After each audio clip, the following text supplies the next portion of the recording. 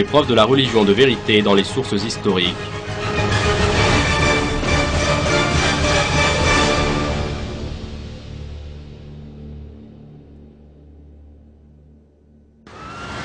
Comment furent noyés Pharaon et son armée?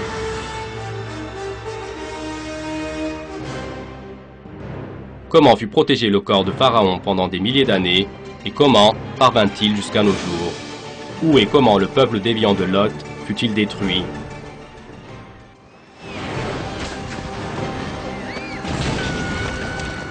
Quelle était la vérité qui était restée cachée dans les tablettes d'Ebla?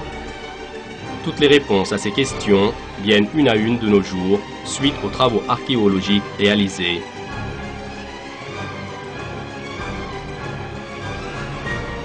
Les sources historiques et les découvertes archéologiques montrent encore une fois la véracité des informations données dans le Coran. Les événements du passé desquels nous sommes informés dans le Coran, le fait que ce soit éclairé de nos jours à la lumière des preuves historiques, ceci fait partie sans aucun doute des miracles du Coran. Dans le Coran, nous fûmes informés dans de très nombreux versets des récits des peuples passés. Dans les versets, il est expliqué de manière détaillée les endroits où vivaient ces peuples, les réactions qu'ils affichaient vis-à-vis des envoyés qui leur étaient délégués et l'effacement de la scène historique de ceux qui niaient les envoyés. Grâce aux recherches d'archives faites à notre époque et aux découvertes archéologiques pratiquement, tous ces faits expliqués dans le Coran sont devenus visibles et reconnaissables. Dans ce film, nous allons regarder certains des résultats des travaux archéologiques et nous allons voir les preuves de la religion de vérité qui apparaissent dans les sources historiques.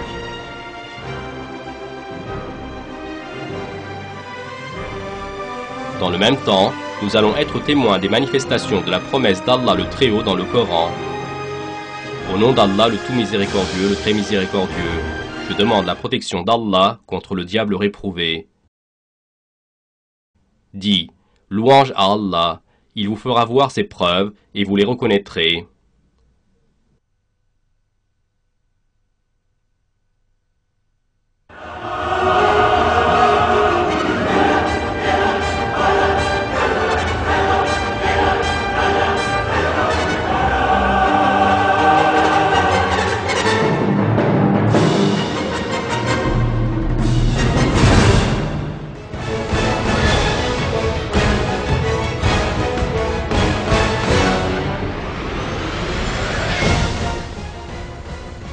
Les noms des prophètes cités dans les tablettes d'Ebla datant de 1500 ans avant la Torah.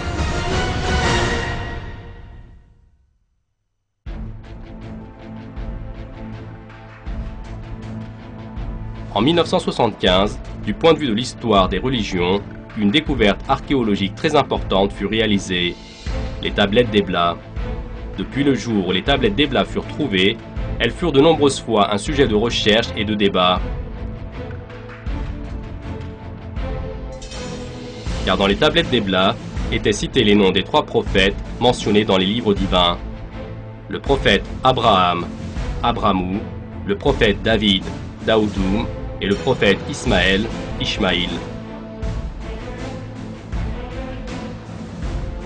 De plus, ces tablettes étaient parvenues des années 2500 avant Jésus-Christ jusqu'à nos jours. C'est-à-dire que ces écrits appartenaient à une période antérieure de 1500 ans à la Torah.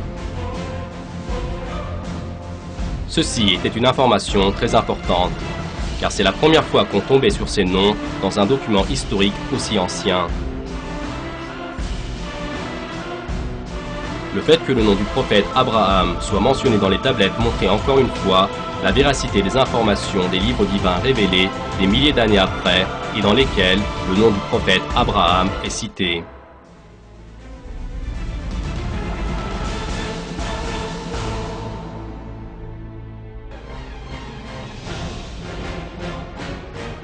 L'histoire des religions qui restent cachées sous terre.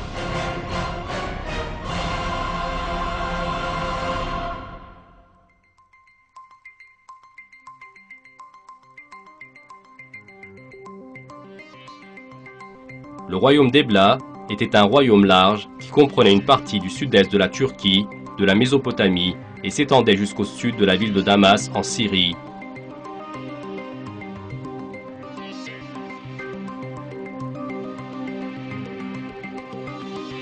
Ce royaume a atteint le sommet d'un point de vue culturel et économique, mais après un temps, comme ce fut le cas dans de nombreuses civilisations, il fut effacé de la scène historique.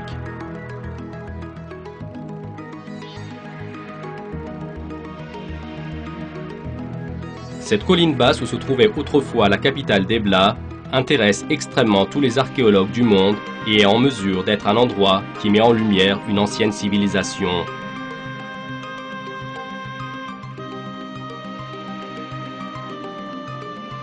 Le royaume d'Ebla, qui fut découvert pour la première fois dans les fouilles effectuées en 1975 et qui était jusqu'alors considéré comme un succès archéologique classique, gagne à sa vraie importance avec la découverte d'archives en écriture cunéiforme composées d'environ 20 000 tablettes et de ses fragments. Ces tablettes en argile, en écriture cunéiforme, remplissaient complètement la chambre des archives du palais et étaient empilées de manière régulière. Avec l'incendie du palais, les tablettes en écriture cunéiforme sont restées intactes parmi les cendres. En même temps, cette archive était 4 fois plus consistante que tous les textes cunéiformes que les autres experts archéologiques connaissaient depuis 3000 ans. Lorsque la langue dans les tablettes fut déchiffrée par Giovanni Petitano, l'expert italien en écriture archéologique de l'Université de Rome, on comprit encore mieux à quel point le propos était si important. Le fait que le royaume d'Ebla était un centre de culture et de commerce important de l'époque était également compris de par les registres qu'il tenait. Les gens d'Ebla étaient maîtres d'une civilisation qui formait des archives d'État, établissait des bibliothèques et enregistrait par écrit les accords commerciaux. Ils avaient même formé leur propre langue qu'on appelait la langue d'Ebla. La découverte du royaume d'Ebla et de cette archive d'État considérable n'était pas seulement une réussite archéologique. L'importance de ces découvertes était également grande au regard de l'histoire des religions. Car dans les tablettes était mentionné le nom de Michael, l'un des anges cités dans le noble Coran, et le nom des prophètes communiqués dans les 3 livres divins. Les historiens ont considéré sous cet angle les tablettes trouvées à Ebla. Le prophète Abraham et la découverte concernant son envoi est devenu du point de vue de l'histoire des religions un sujet de recherche important. Dans les tablettes, en plus du nom de ces personnes bénies, d'autres propos et noms de lieux étaient mentionnés.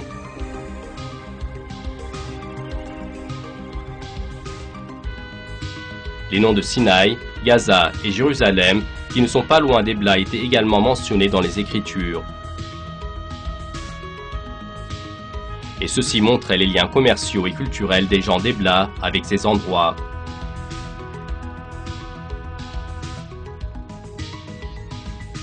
Quant à un détail important aperçu sur les tablettes, c'étaient les noms des régions Sodome et Gomorrhe où vivait le peuple de Lot. De plus, en dehors de ces 2 régions, la ville d'Iram, dont le propos est abordé dans les versets du Coran, prenait place parmi les noms cités dans les tablettes d'Ebla. L'aspect le plus frappant de ces noms est que, en dehors des livres prêchés par les prophètes, ils ne figuraient dans aucun autre texte historique trouvé jusqu'alors.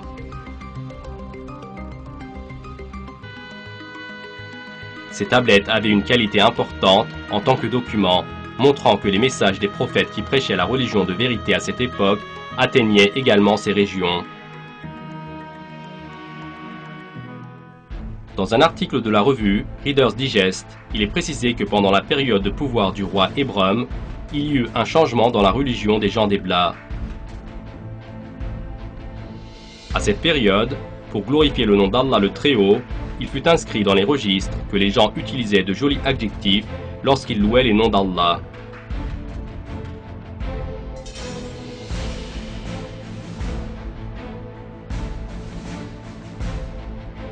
Les découvertes archéologiques obtenues montraient qu'avant, dans les communautés, et ce tout au long de l'histoire, il y avait la croyance en un Dieu unique. Et de même, dans les tablettes d'Ebla, il était question d'un seul créateur qui créait le ciel, les étoiles, la lune, le soleil et la terre. Le peuple d'Ebla croyait que la création commençait depuis le néant. Dans les tablettes d'Ebla, une inscription concernant la création depuis le néant est ainsi: le Dieu du ciel et de la terre. Il n'y avait pas la terre, c'est toi qui as créé. Il n'y avait pas de lumière, c'est toi qui as créé. Avec ces inscriptions historiques, on voyait encore une fois que l'assertion de l'évolution des religions, lancée au XIXe siècle, soutenue farouchement par les matérialistes et les athéistes, était le produit d'une imposture. Dans son livre, le célèbre écrivain-chercheur Josh McDowell précise ainsi que les tablettes d'Ebla montrent encore une fois cette réalité. Ainsi, les tablettes d'Ebla anéantissent la croyance selon laquelle la croyance en un Dieu unique aurait évolué du polythéisme venu avant cette dernière. Cette hypothèse désignée comme l'évolution de la religion fut propagée et acceptée aux époques de Charles Darwin et Julius Wellhausen. Or, désormais, le fait que le monothéisme est une forme de croyance plus ancienne fut démontré avec les preuves.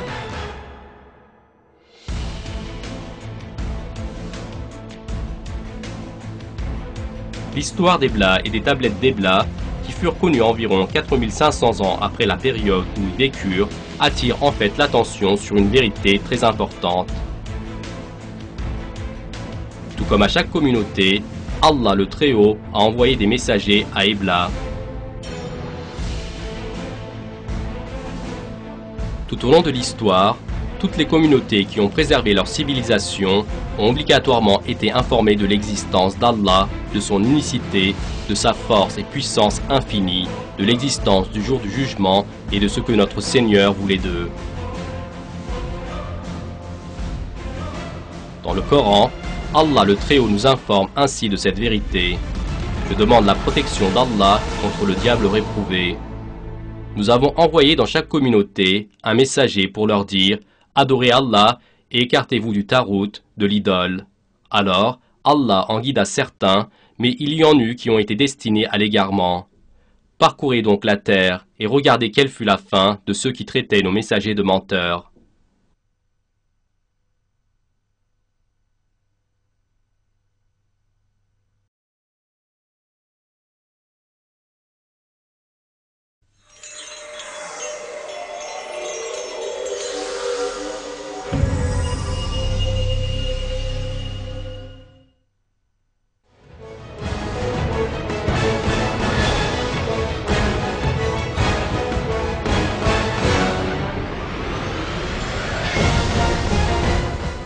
Les feuilles révélées au prophète Abraham sont-elles cachées dans le mont Nemrod?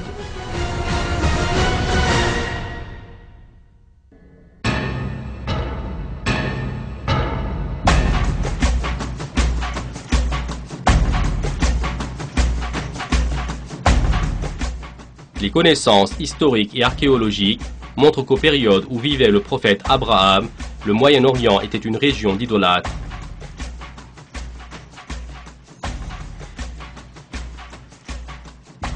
Les communautés idolâtres de l'époque adoraient avec une grande ignorance soit les statues qu'ils avaient fabriquées avec leurs propres mains, soit les corps célestes comme le soleil et la lune.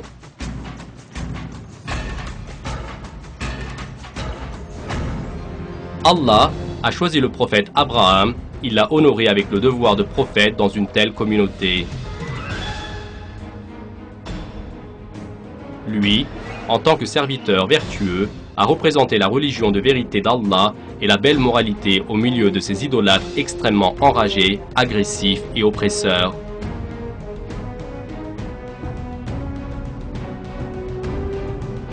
Dans un verset, notre Seigneur nous informe ainsi qu'il a donné les feuilles au prophète Abraham. Je demande la protection d'Allah contre le diable réprouvé.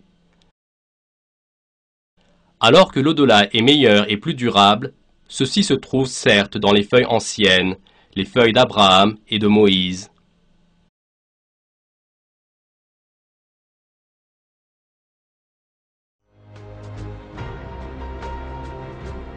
Dans les versets, on voit clairement que bien avant la révélation de la Torah au prophète Moïse, les feuilles furent révélées au prophète Abraham.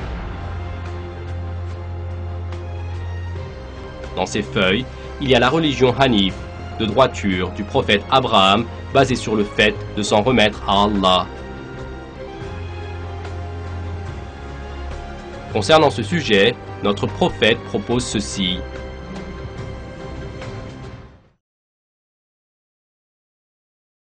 Ô envoyé d'Allah, est-ce que quelque chose de ce qui est dans les feuilles du prophète Abraham et du prophète Moïse t'a été révélé? Demandai-je.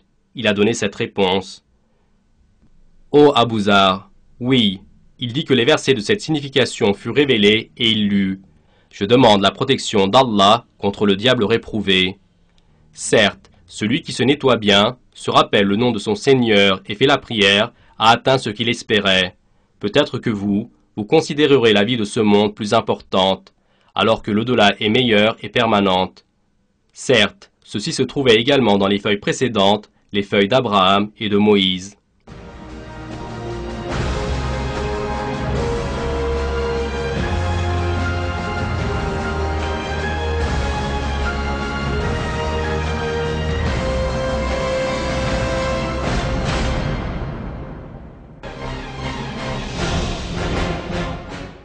Les conseils du prophète Abraham au souverain tyrannique Nemrod.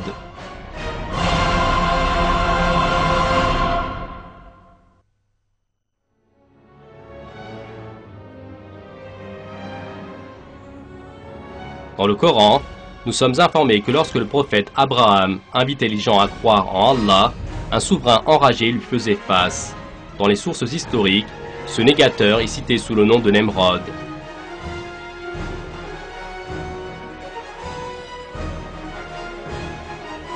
Nemrod était un souverain cruel et tyrannique.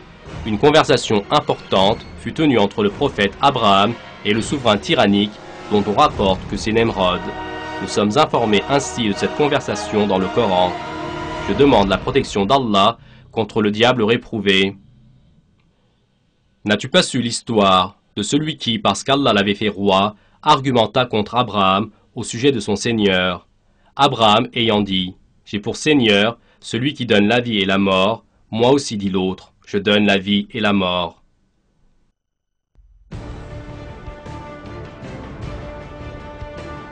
Comme précisé dans le verset, cette personne qui se vante en raison des biens, des propriétés et du pouvoir a lancé une calomnie grande et insensée en débattant avec le prophète Abraham et déclarant qu'il possédait le pouvoir de créer. Allah est certes au-dessus de cela. Cette personne, qui se vantait avec ses biens et ses propriétés, se divinise avec une grande ignorance, il nie Allah. En raison de son orgueil, il voulait voir la force et la puissance d'Allah sur tout l'univers. Allah est certes le maître des univers. Quant à la réponse donnée par le prophète Abraham à cette personne qui s'enorgueillissait vis-à-vis d'Allah, elle était extrêmement sage et sensée, et ce, de par la bienveillance d'Allah. Je demande la protection d'Allah contre le diable réprouvé. Alors, dit Abraham, puisqu'Allah fait venir le soleil du levant, fais-le donc venir du couchant. L'incroyant resta alors confondu. Allah ne guide pas les gens injustes.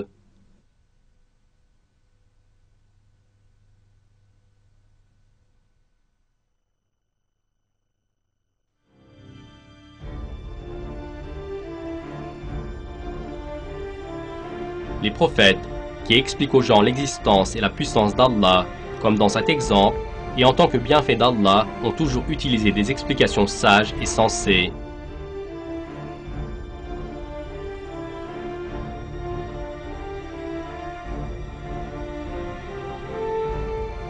Ceux qui ont une foi sincère envers Allah, il leur a rendu leur prêche efficace. Le point de vue déviationniste des négateurs est devenu ainsi invalide.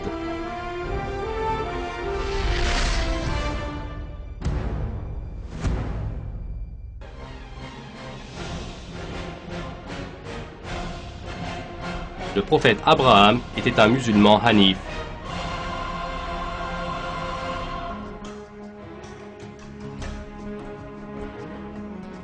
Tout au long de l'histoire, une partie des gens ont débattu la question de savoir à quelle religion appartenait le prophète Abraham. Les Juifs l'acceptent comme le prophète de tous les Juifs et ils avancent qu'ils suivent le chemin du prophète Abraham.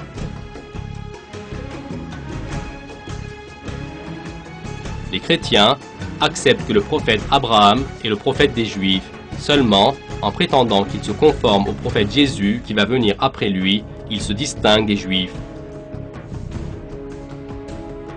Or, dans le Coran, Allah nous informe que ceux qui débattent sur la question de la religion du prophète Abraham et de sa descendance n'ont aucune connaissance à ce sujet. La source qui nous apprend l'information la plus juste au sujet du prophète Abraham est le Coran, car le Coran est le seul livre d'Allah non dénaturé. Dans le Coran, nous sommes informés ainsi de la vérité catégorique concernant la religion du prophète Abraham. Je cherche la protection d'Allah contre le diable réprouvé. Abraham n'était ni juif ni chrétien. Il était un musulman hanif, entièrement soumis à Allah, et il n'était point du nombre des associateurs.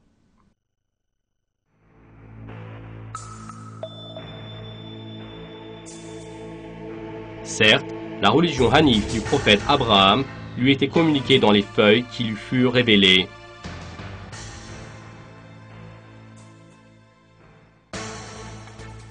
On pense qu'aujourd'hui, les originaux de ces feuilles sont dans les ruines de 2500 ans du mont Nemrod, dans la région Adıyaman, au sud-est de la Turquie. Car le prophète Abraham est né dans cette région. Il a prêché la religion de vérité au peuple idolâtre dans cette région. Sa lutte intellectuelle avec le leader du peuple Nemrod s'est encore réalisée dans ces environs. Dans les parties non encore accédées de ces mêmes ruines, on pense qu'il y a la tombe de Nemrod, des écritures en relief, des trésors et de très nombreuses informations expliquant cette période. Il est probable de trouver ici les feuilles du prophète Abraham, considérées par les dirigeants de l'époque comme un élément de délit. Seulement, en raison de divers dangers et de la difficulté d'accès, on n'a pas pu encore atteindre ces parties protégées.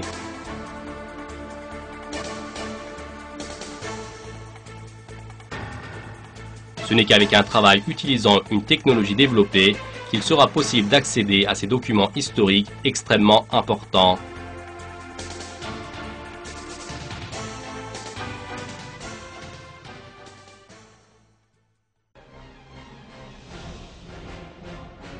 Le mont Nemrod et le secret de la tombe.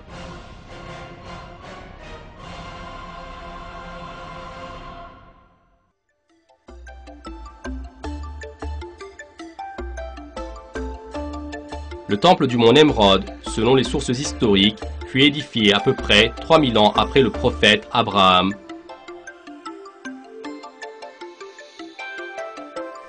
Cet endroit est aujourd'hui considéré par de très nombreuses institutions internationales, y compris l'UNESCO, comme l'un des trésors culturels les plus importants du monde.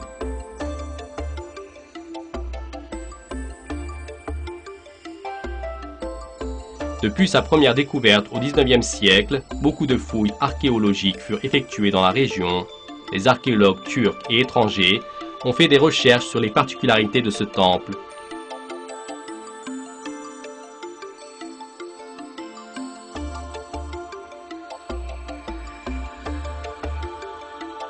Aujourd'hui, rien qu'au cours de la mise à nu d'une partie des structures de construction sur le mont Nemrod, le sommet de ce dernier fut rasé à force humaine.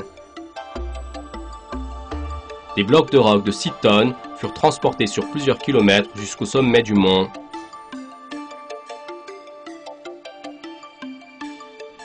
Les archéologues qui effectuent des travaux sur le mont Nemrod sont unanimement d'accord sur un point important.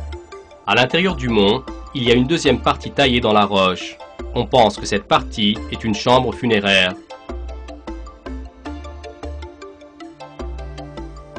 Pour trouver ces chambres depuis l'époque romaine à nos jours, plusieurs fois des tunnels ont été creusés.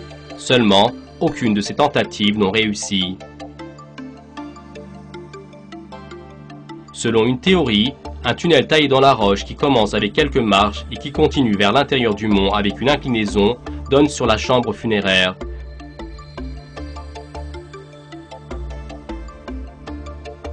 Du fait qu'elle soit protégée si secrètement, les scientifiques pensent que cette partie est très importante et qu'à l'intérieur se trouvent des documents très précieux. Les fouilles archéologiques effectuées dans cette région doivent avancer en prenant en considération cette réalité, car on escompte que les découvertes à faire sur l'histoire des religions de vérité exposeront des informations très importantes.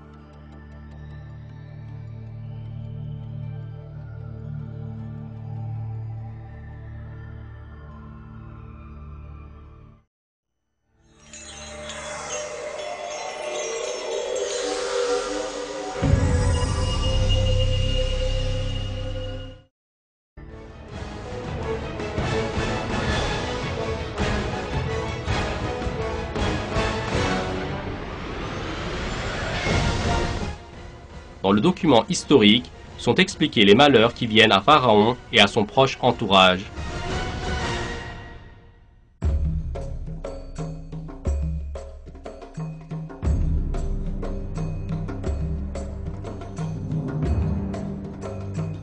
Jusqu'au XVIIIe siècle, les inscriptions et les écrits dans la langue de l'Égypte antique ne pouvaient pas être lus.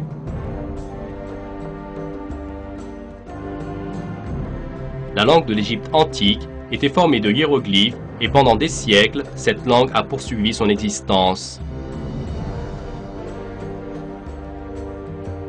Seulement, au IIe et IIIe siècle après Jésus-Christ, avec la diffusion de la chrétienté et de son effet culturel, l'utilisation des hiéroglyphes a diminué dans les écrits et un certain temps après, elle a pris fin.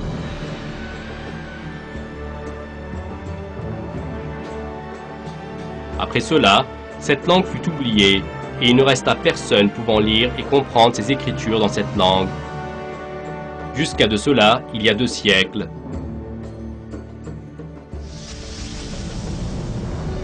Les hiéroglyphes de l'Égypte antique furent compris en 1799 avec la découverte d'une inscription datant de 196 avant Jésus-Christ désignée sous le nom de Rosetta Stone.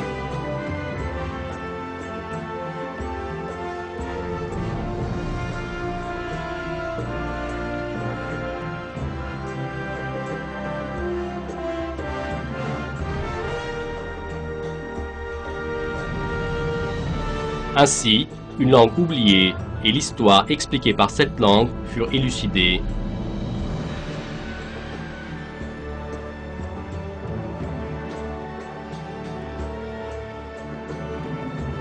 Grâce à cela, beaucoup de choses furent apprises sur la civilisation de l'Égypte antique, sur leur religion et leur vie sociale.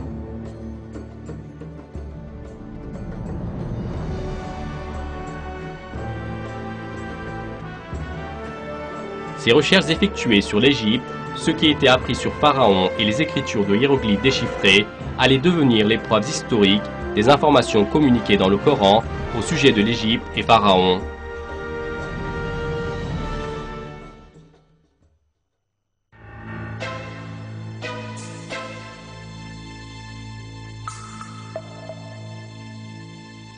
En Égypte, vers le début du XIXe siècle, un papyrus appartenant à la fin de la période du Moyen Empire fut trouvé.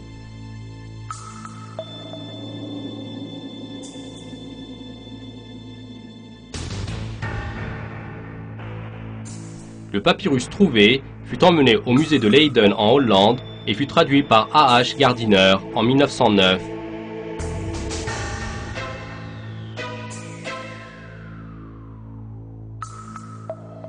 Les conclusions résultantes étaient très importantes, car le papyrus fut écrit par un Égyptien du nom de Hipuwer, et de ses explications on comprenait que cette personne avait été témoin personnellement des catastrophes en Égypte.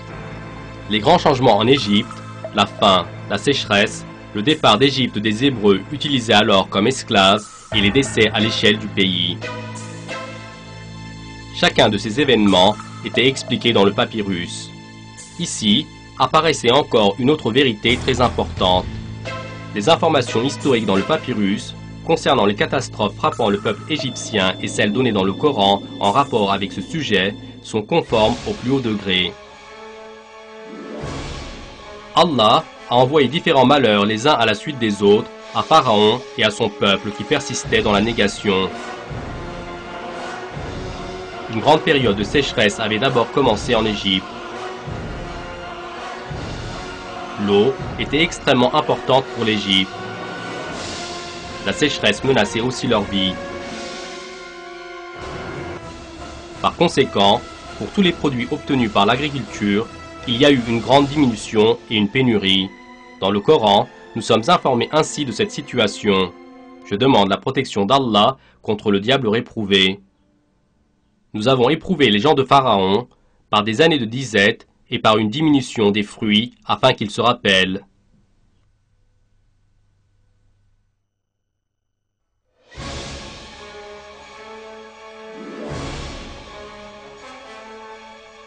Cette catastrophe, annoncée par Allah dans le Coran, était exprimée ainsi dans les papyrus de Ipuwer avec les paroles d'une personne témoin des événements.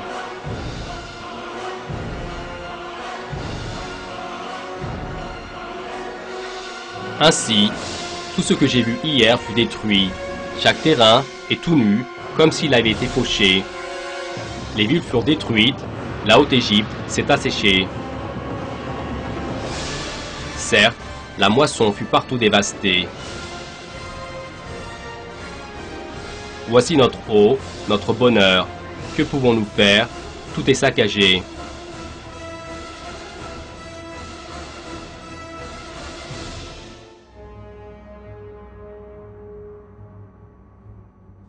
Les Égyptiens avaient fait reposer leur système d'agriculture sur le fleuve du Nil, et par ce moyen, le changement des conditions naturelles n'agissait pas sur eux.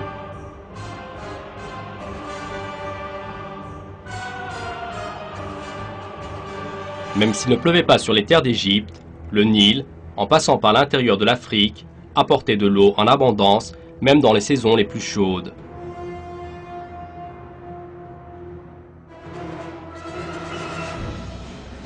Seulement, à Pharaon et à son proche entourage, en raison de leur énorgueillissement vis-à-vis d'Allah et du fait de ne pas reconnaître le prophète d'Allah, la sécheresse leur est venue en tant que catastrophe à laquelle ils ne s'attendaient pas. Cette période de famine a duré des années.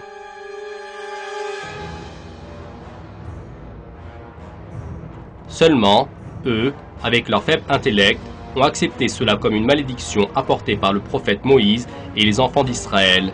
Nous considérons le prophète Moïse et les croyants avec lui, certes épurés de ses dires. En raison de leurs fausses croyances et de la religion de leurs ancêtres, ils étaient tombés dans une telle pensée déviationniste. Et à cause de cela, ils furent condamnés à subir de grandes gênes. Or, ce qui allait leur arriver n'était pas limité à cela. Allah leur a envoyé une série de catastrophes. L'inondation, les sauterelles, les teignes, les grenouilles et le sang. Dans le verset, nous sommes informés ainsi. Je demande la protection d'Allah contre le diable réprouvé. Et nous avons alors envoyé sur eux l'inondation, les sauterelles, les teignes, les grenouilles et le sang, comme signe explicite.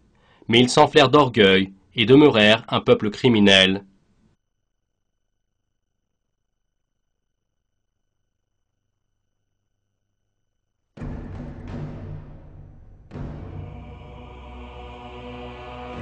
Et une partie de ces catastrophes était encore clairement communiquée dans les papyrus de Ipuwer.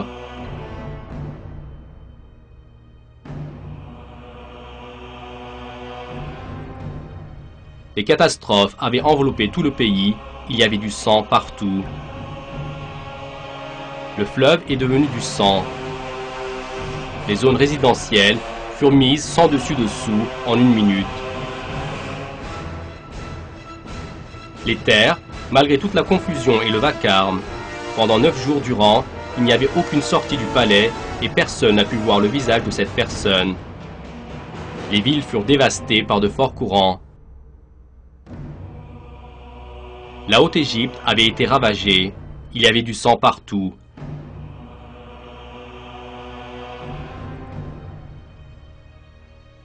Les épidémies ont commencé à apparaître dans le pays. Certes, aujourd'hui personne ne peut aller dans le nord à Byblos. Qu'allons-nous faire pour les momies? L'or diminue.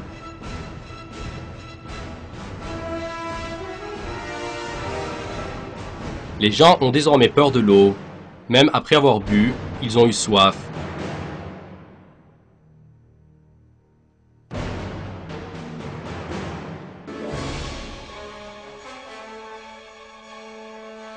Malgré ce châtiment, Pharaon et son peuple poursuivirent leur négation.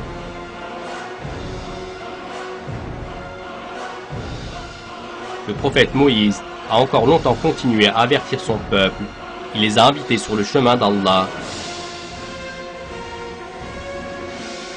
Il leur a montré de très nombreux miracles prouvant le fait qu'il est prophète.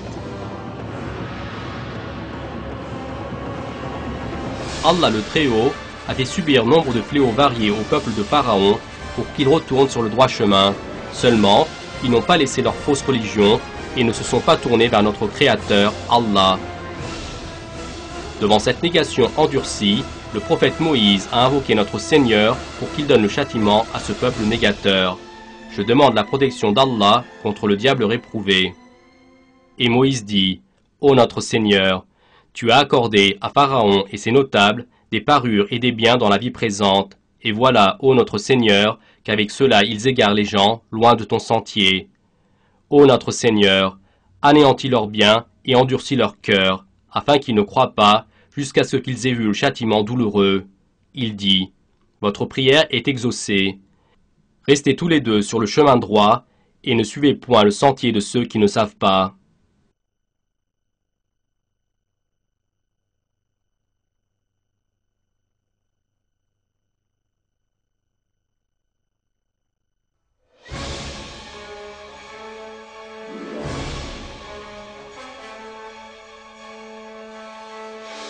Et Allah a exaucé cette invocation du prophète Moïse, et il a saisi par un châtiment douloureux Pharaon et son proche entourage qui ne se sont pas tournés vers la religion de vérité malgré tous les avertissements qui leur furent délivrés. Je demande la protection d'Allah contre le diable réprouvé. Et nous avons détruit ce que faisait Pharaon et son peuple, ainsi que ce qu'ils construisaient.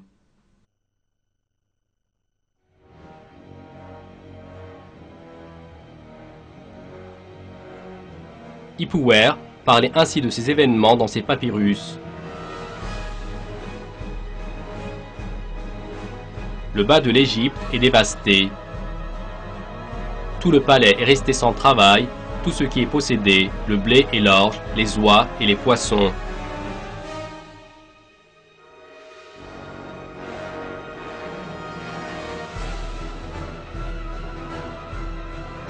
Les explications du papyrus d'Hipouer montrent encore une fois la véracité des versets qui nous informent des malheurs envoyés à Pharaon et à son entourage.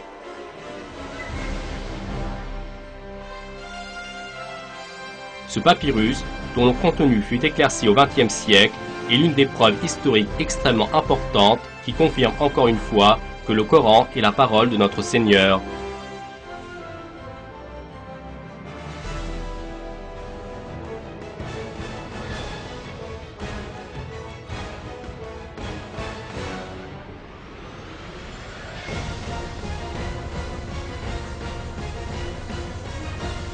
Le secret de la traversée de la mer Rouge par le prophète Moïse.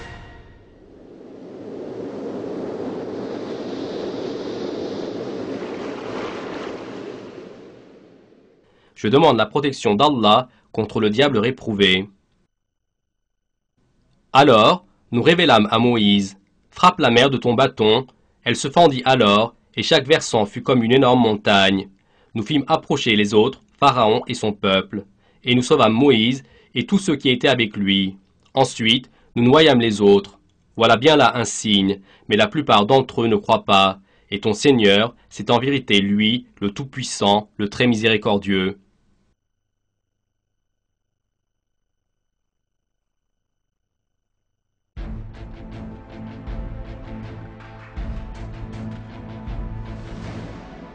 Le miracle vécu par le prophète Moïse et les enfants d'Israël lors de la traversée de la mer Rouge fut l'objet de nombreuses recherches.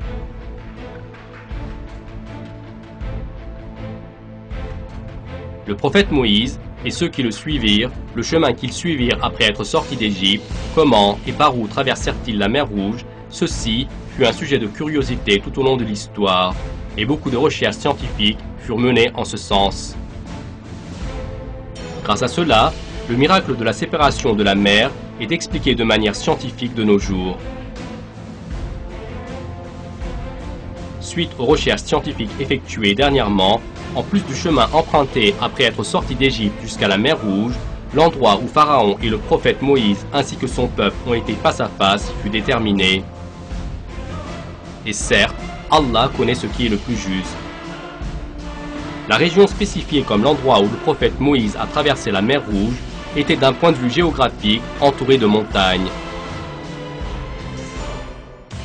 C'est-à-dire, tout comme déterminé dans le verset, le seul endroit où on pouvait aller était la mer Rouge devant eux. Et derrière eux, il y avait l'armée de Pharaon.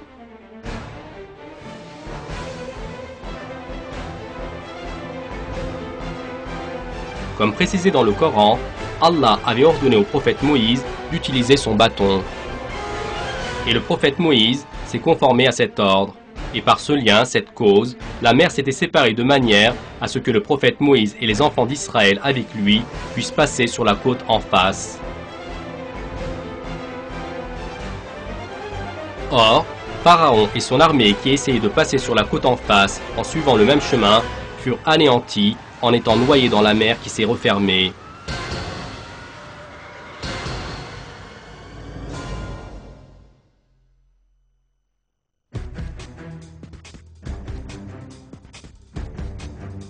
Les scientifiques, qui avancèrent à la lumière de ces informations après de nombreuses recherches et examens, se trouvèrent face à des conclusions frappantes quant à savoir comment la mer s'est séparée en deux.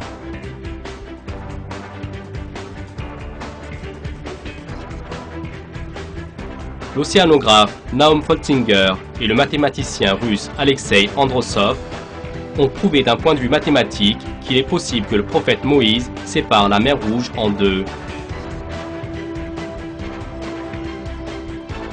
Cette information a eu un très grand écho dans les cercles scientifiques et religieux. Elle fut un sujet dans nombre d'informations dans la presse écrite et visuelle.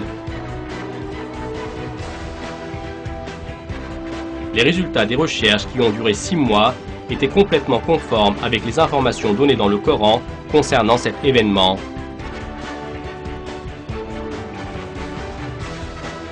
Les scientifiques en question, selon leur explication dans le bulletin de l'Académie des sciences russes, disent qu'il se trouvait dans la mer Rouge à cette période un très grand récif proche de la surface.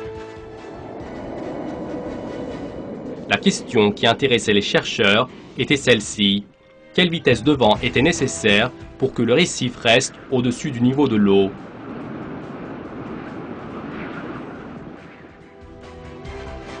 Combien de temps le récif aurait-il pu rester sec? En combien de temps les eaux avaient recouvert à nouveau le récif?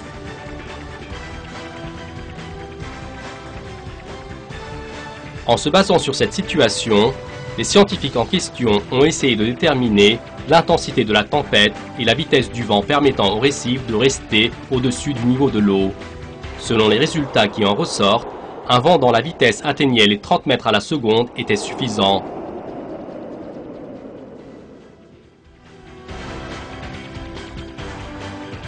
Selon les résultats de la recherche, suite à ce vent, les eaux s'étaient complètement abaissées, et ceci avait permis que le récif apparaisse. Ainsi, la mer, en se retirant, avait maintenu le récif au-dessus du niveau de l'eau.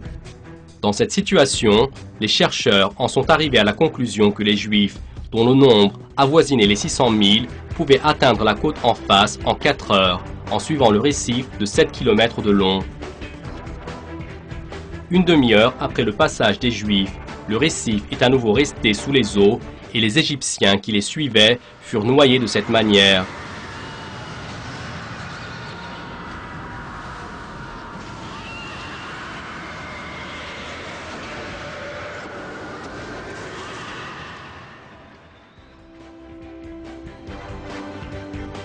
Il ne faut pas oublier qu'il est tout le temps probable que cet événement naturel se produise. Par la volonté d'Allah, lorsque les conditions telles que la vitesse du vent, le lieu et le temps se trouvent réunis comme il faut, ce miracle peut se produire à nouveau. Seulement, le vrai côté miraculeux ici est le moment où cet événement s'est réalisé, c'est-à-dire juste à un moment où le prophète Moïse et les enfants d'Israël avaient besoin d'aide. Le fait que les eaux se retirent juste au moment où le prophète Moïse et les croyants avec lui devaient traverser, et que les eaux remontent à nouveau quand traverse Pharaon et son armée à leur trousse, est l'un des plus beaux exemples de la miséricorde et du soutien d'Allah le Très-Haut aux croyants.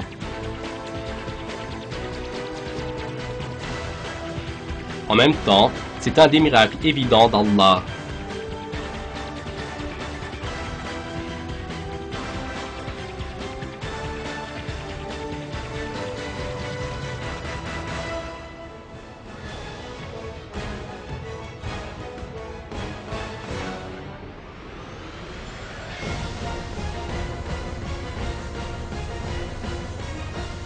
Pouvoir voir les signes évidents.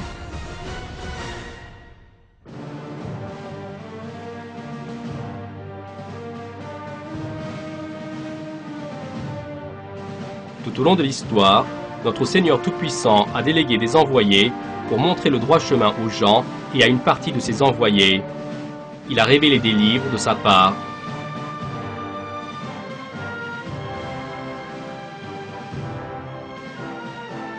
Dans ces livres, pour que ce soit un conseil et un exemple pour les croyants, Allah transmet des informations et des récits des communautés et des peuples passés.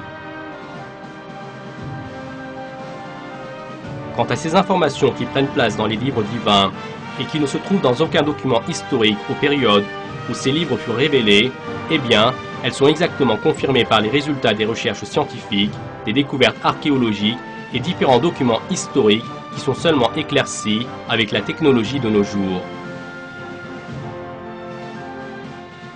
Ce document et ces découvertes confirment encore une fois la véracité des renseignements et des informations transmises dans le Coran et qui se trouvent aussi de manière conforme au Coran dans les livres divins précédents. Il confirme à nouveau que ces livres furent révélés par notre Seigneur le Très-Haut.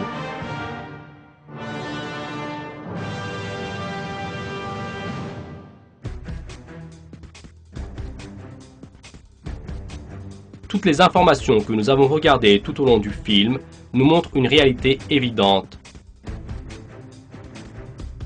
Le Coran est un tel livre qu'à son sujet, il n'y a aucune place pour le doute.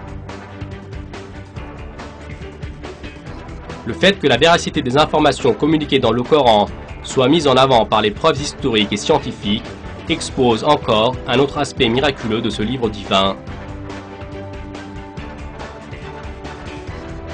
Toutes ces preuves qui attestent le Coran vont enthousiasmer ceux qui croient. Ce sont chacune des bonnes nouvelles importantes qui vont augmenter leur ardeur et leur foi.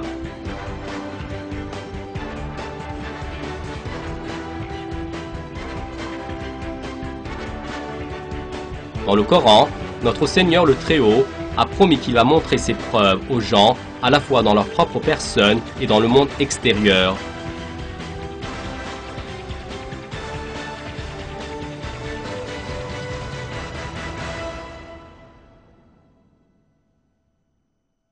Je demande la protection d'Allah contre le diable réprouvé. Nous leur montrerons nos signes dans l'univers et en eux-mêmes, jusqu'à ce qu'il leur devienne évident que c'est cela, le Coran, la vérité. Ne suffit-il pas que ton Seigneur soit témoin de toutes choses ?